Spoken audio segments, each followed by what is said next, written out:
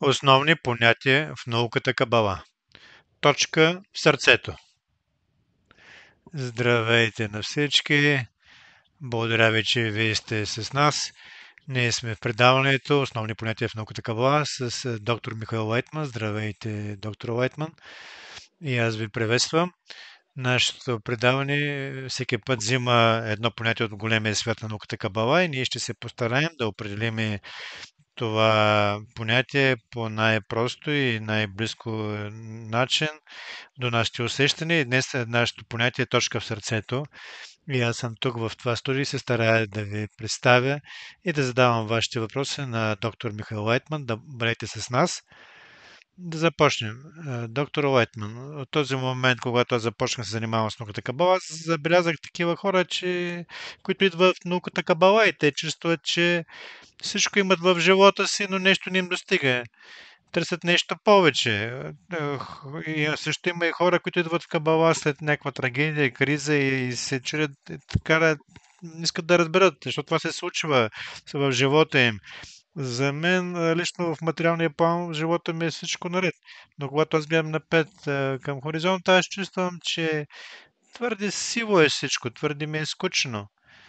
И първият въпрос към вас е: как вие разглеждате тези хора, които идват за първи път в науката Кабала? Какъв вътрешен въпрос има от тях?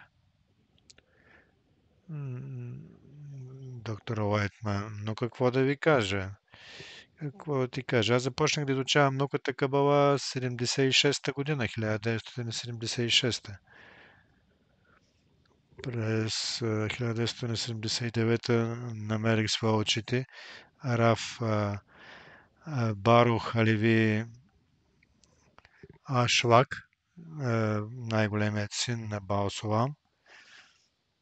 И от тогава аз се намирам в изучаването на Кабала все по-дълбоко. По, по книгите, които са написали всички велики кабалисти, Бао Солам и Рабаш. И аз започнах да обучавам някъде след 2 години, защото идваха хора и питаха. И аз тогава живеех в Реховод. И тогава аз вследствие на това вече започнах да говоря за това. Аз не умея да преподавам истински. Аз не съм учител, но доколкото нямаше избор, и днес е същото. Когато аз вече съм на възраст и ми е трудно, но във всеки случай аз не мога да снема от себе си този товар и аз продължавам. О, Ренливи, ако аз правилно разбирам, вие имате огромно количество ученици по цялото земно кълбо. И когато вие срещате за първи път вашия ученик, какво вие усещате? Какво чувствате? С какви усещания той идва при вас? Доктор Лайтман, всеки идва с различни усещания, по различна причина, с друга цел. Всеки, съгласно корена на своята душа, е много особен. И аз затова не мога да кажа, не мога даже да ги сравнявам помежду им. Аз даже не мога да ги измервам, да ги претеглям с един инструмент. Разбрах. Както ви казахме в введението на нашето предаване, това предаване се нарича Основните понятия в науката Кабала и днес ще се съсредоточим на това понятие, което се нарича много интересно. Нарича се точка в сърцето. И ето, аз имах един познат, който започна да изучава науката Кабала и той ми каза, че ако, ако мен са ме довели в науката Кабала, това означава, че в мен се е пробудила точката в сърцето. И първият ми въпрос е: ако мен са ме довели, вие съгласни ли сте, че мен са ме довели в науката Кабала и това означава, че се ми е пробудила точката в сърцето? Доктор Уайтман, зависи от кого. Има хора, които са дошли от любопитство, които са искали да знаят бъдещето или са искали да се излекуват, не дай Боже. И още разни други причини, но има хора, които просто искат да знаят за същността на живота. Кой съм аз, какъв съм аз, какво става с моя живот, защо съм такъв създаден, какво бъдеще ме очаква и какво аз мога да направя с това бъдеще и така нататък и така нататък. Тоест въпроси, които са много по-съществени. И тези хора, които идват с това, съм радостен, че ги чувам от тях тези въпроси. Как да разберем точката в сърцето, доктор Уайтман? Когато човек има всичко, когато няма недостатък в живота ми, но разбира се, в материалното разбираме това. И той разбира, че няма за какво да живее. Той чувства пустота. И това се среща у много хора днес, когато относително в сравнение с предишните поколения всеки е устроен много по-добре. Въпрос. Ако вие гледате на себе си, вие казахте, че сте започнали да се учите от 79-та година, миналия век и много години са минали от тогава и когато ви гледате на себе си в това време, какво може да кажете за себе си? Какво усещахте, когато се е пробудила точката в сърцето? Доктор Уайтман, аз не помня това, защото през целия си живот аз исках да чуя само отговор на един въпрос. Защо живее? За какво живее? Защо живее? И аз бях готов да се занимавам с всичко, което ще ми даде отговор на този въпрос, но нищо не намирах. Аз и много съм се учил. Намирах се на различни видове учене, но аз не виждах от това никаква полза и никакъв отговор не намирах, никакво напълване. И въпросът е защо аз живея.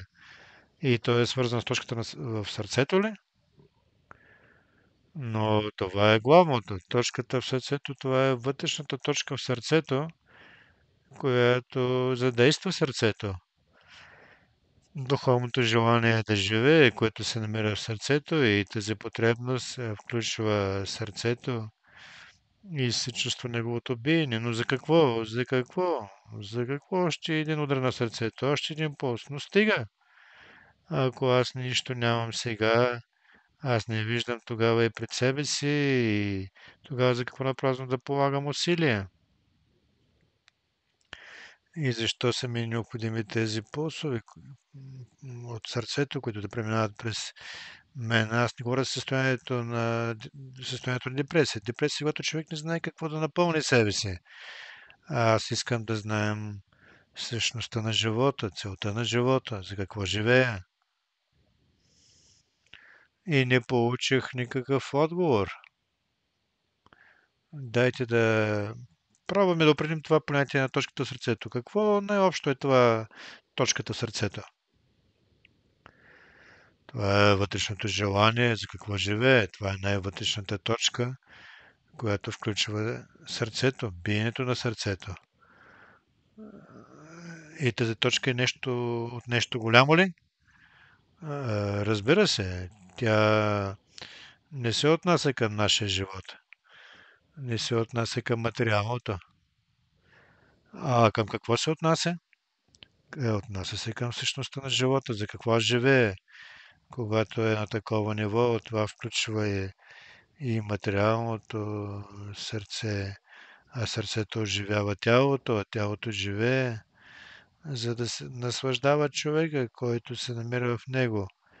За какво той живее? И трябва да се отговори на този въпрос. Аз съм чувал, че в Кабала говорят, че точката в сърцето това е началото на душата. Какво се има предвид? Душата. Душа се нарича част от Твореца, свише. Тоест, това е това напълване, което ние трябва да получим. И това напълване, което ние си отговорим на въпроса за същността на живота, за какво живеем, къде вървим, за каква цел живеем, какво се случва, къде се намирам аз, въобще цялата тая вселена, аз какво представлявам в тая цялата вселена. И аз искам да получа отговор на това. Но аз не виждам никакъв подход към този отговор. Разбираш ли? И това направо те побърква. Аз се помня, когато бях дете, когато излизах на двора, ние имахме къща с голям двор и аз гледах на звездите. За какво всичко това? Защо аз съм тук? Какво от това? Просто въпроси без отговори. И тогава се връщах след това у дома, идвах от двора и това така продължаваше. Просто много дълго време се намирах в състояние на такова търсене и такава просто не знаех какво да правя. Минаваха години. Я четях различни книги, ходих в различни такива кръгове, кръжоци, научни. Даже аз близко не мога да обясня това абсолютно. И това, което става, е това, което след това ми казаха в Израел, че ти, видимо, трябва да се обърнеш към хора, които са религиозни. И аз ходих и търсих в различни кръгове на религиозни хора и също не намерих отговор. А след това те ми казаха, че видимо на теб ти е необходимо да попиташ кабалистите. И тогава аз намерих това място, където беше моят духовен учител, Рабаш. Да, и аз там намерих, когато аз отворих книгата.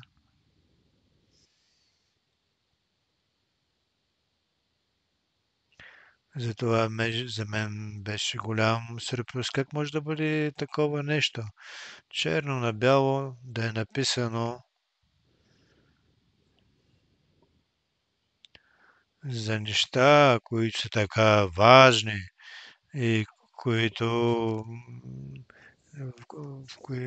които не може да намери човек в който да е човек. И тук пише в прост вид. Преди да бъде създадено творението, е бил простата висша светлина, която изпълва цялата реалност и така нататък, и така нататък. И когато аз чета такива изречения, аз просто излизам от себе си и не знам какво да правя.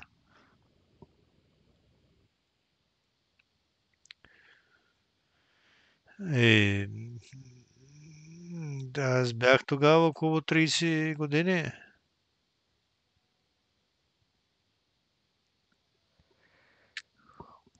И аз помня до ден днешен, когато вече съм на 75, аз съм преминал през този отрязък от пътя в живота си. Аз бих казал целия си живот. Но такива изречения никъде не съм чел.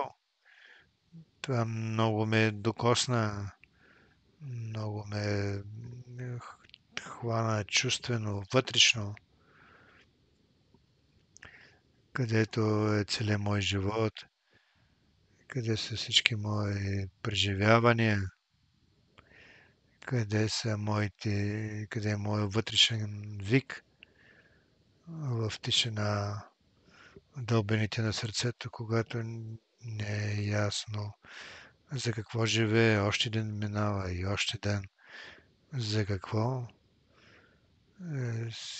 Когато се казва на детето, на юношата и на младия човек, на младежа, когато не разбира за какво живее и затова, когато аз дойдох в науката Кабала, аз просто намерих своя живот, както се казва, аз придобих живот.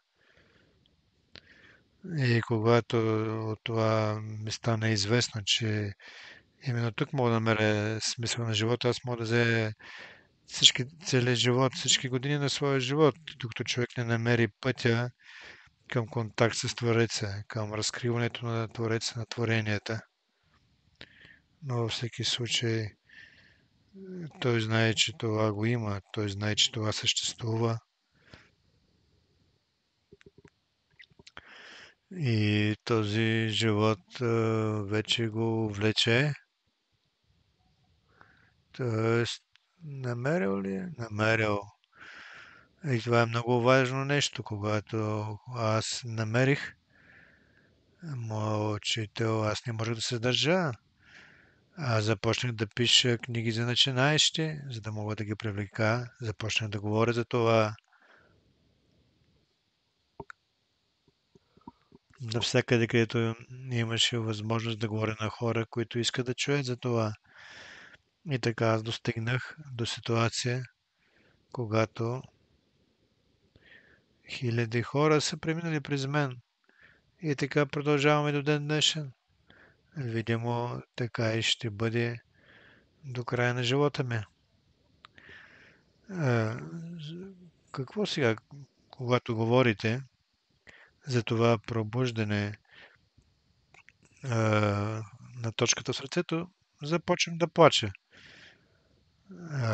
Защото това също те докосва. Докосва те най-вътрешното желание в човека. Когато той от една страна е радостен, че има такова в живота и че ние не сме просто животни, и когато нямаме у нас нищо, освен да поддържаме своето съществуване във всяка секунда. Но не искаме да имаме цел. Нашата полярна звезда, която ни свети и ни води, че има цял света и това е висша причина. Това е Творецът, който е създал светът. И в този свят също има цел да се разкрие Твореца, който е създал светът в особен вид, така че ние да можем да го разкрием. И затова ние сме и така радостни, че всичко това съществува и съществува заради нас, хората.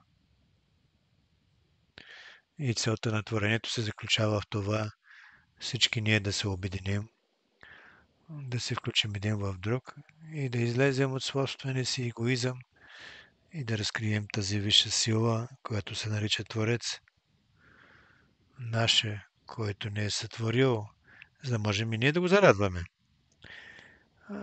Орен Леви, аз искам да обясните това название. Точка в сърцето. Има две думи. Точка. Да вземем тази първа дума. Какво значи тази точка? Доктор Лойтман. Точка. Точка е това, както ни започваме да пишем. Започваме с точка, когато създадем контакт с на писалката с хартията. И от това не и започваме.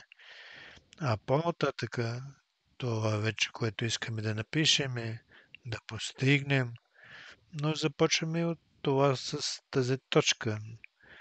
Тя няма размери, нито дълбочина, нито ширина, само начало. Това е което има. А нашето сърце е желание. Голямо желание, което достига големи размери, което включва на практика цялата реалност. Всичко, което можем да постигнем, да разберем, да разкрием, всичко това се намира в нашето сърце. Това не е материално понятие. Когато материалното сърце, това са само мускъл, който през цялото време се свива, обезпечавайки цялото наше тяло с кръв.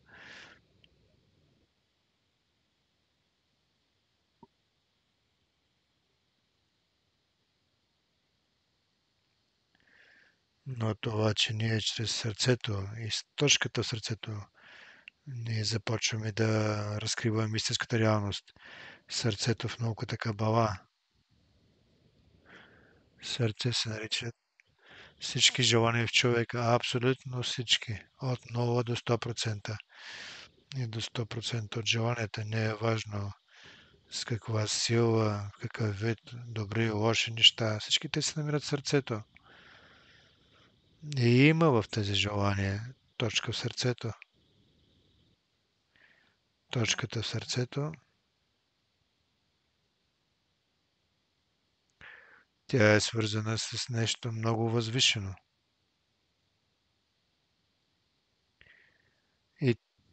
който се нарича Творец. Творецът, който е създал това сърце, чрез който човек усеща цялата реалност. Но чрез точката в сърцето човек може да достигне до усещане, до връзка със своя Творец, със своя Създател. И за това, което е важно за нас, това е да разкрием тази точка в сърцето и чрез нея да разкриеме, че цялото сърце е създадено от Твореца. И тогава ще можем чрез това да разберем и да постигнем за какво Творец е направил това, защо и по пътя не постигаме и разбираме какво Той е направил, как и какво ние имаме и какво ние можем да направим в отговор. Въпрос. Защо участието на хората, при участието на хората тази точка се пробужда, у някоя друга част от хората не се пробужда? Доктор Лайтман. На това няма точен отговор, защото ние за това трябва да разгледаме целият набор от души. Той ще е сърца с тези всички точки в сърцата. И само тогава ние ще можем да разберем пътя на всеки, защо той се приближава към това, а друг не, а защо заедно с това има такива изменения в живота на човечеството и в човека, и в групата от хора. Всичко това може да се обясни, но във всеки случай това се отнася към висшето управление, към висшия надзор, както Творецът се приближава към всички части на общото желание, на общото сърце, които са разбити и които се намират във форма обратна на него, как той ги поправя и ги довежда постепенно към обединение и поправене. Въпрос. В тази точка, да кажем, човек я развива до нейния максимум. Опишете ми как това се усеща, какво тя усеща, когато се намира в своето максимално развитие, какво има.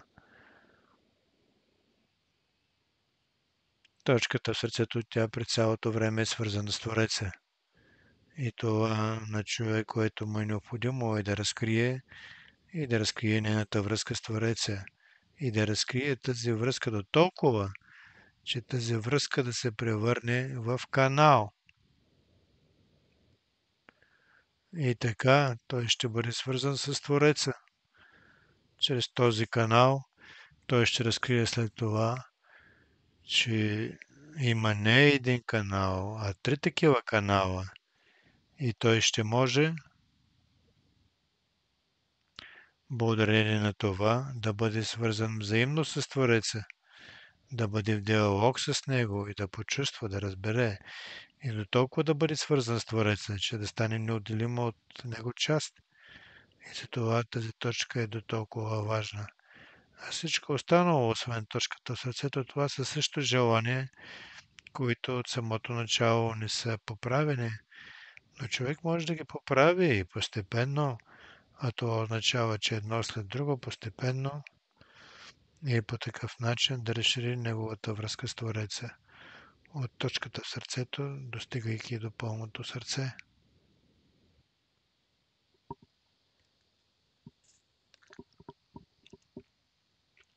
И по такъв начин той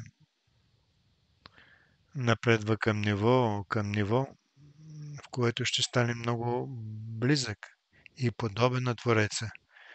И тогава ще се нарича Адам, човек подобен на Твореца.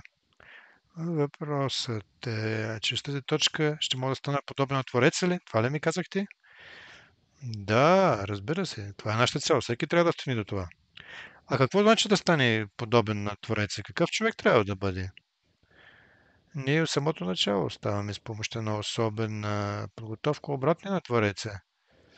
Това е, което Творецът специално е създал човека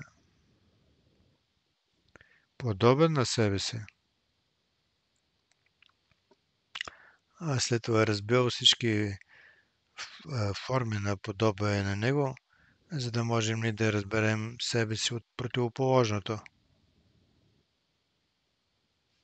И с тези две форми, които противоположната на Твореца, и когато ние се доближаваме до Него, постепенно в нашето поправене ставаме подобни на Него. От тези две форми ние ще разберем и цялата същност на висшата сила. И затова той се нарича Творец, Боре, Ела и Виж.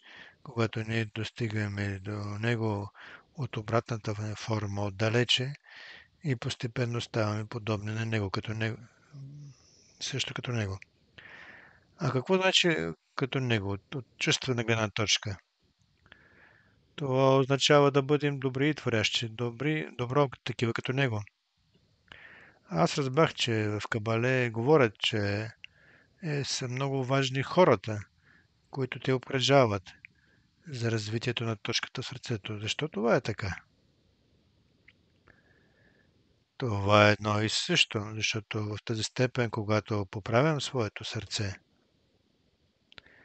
а и когато сърцето се явява център на всички желания, стремежи, мисли, ако аз всичките ги поправям и ги насочвам към любов към ближния, то следствие на това започвам да чувствам доколко аз ставам подобен на Твореца.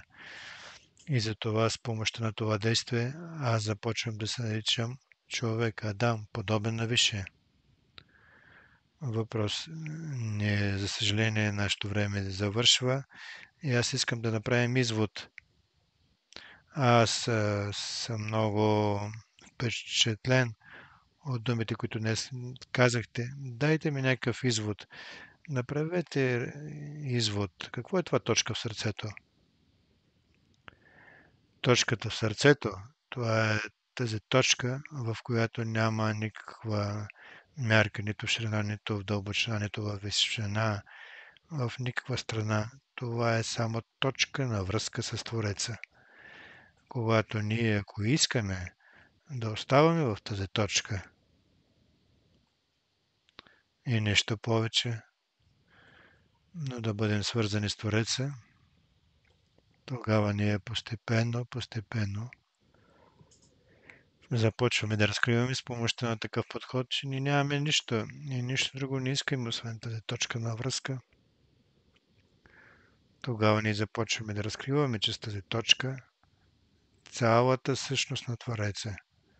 Когато ние на практика започваме да разкриваме, че ние се намираме в океан на отношенията на Твореца към нас, в чувствата му, действията му, когато само по отношение на нас той съществува и изпълнява и върши всичко, и всичко това идва към нас само чрез тази точка, о която няма никаква мяра. Това е само точка за връзка, както се казва, върхът на иглата. Именно така. И ако ние в такъв вид искаме връзка с Твореца и не повече от това, то тогава чрез това връхче на иглата ние достигаме до състояние, когато ни се разкрива много велики канали на висше напълване с мъдрост, усещане, разбиране. И ние ставаме също като неизчерпаем източник, извор. Благодаря много на доктор Уайтман. Всички ние ще постигнем успех в това. На практика ние ще се включим в морето на безкрайната любов. Амен и амен. Благодаря, че бяхте с нас на предаването основно понятие в науката Кабала на темата точка в сърцето и всички навиждане и всичко добро.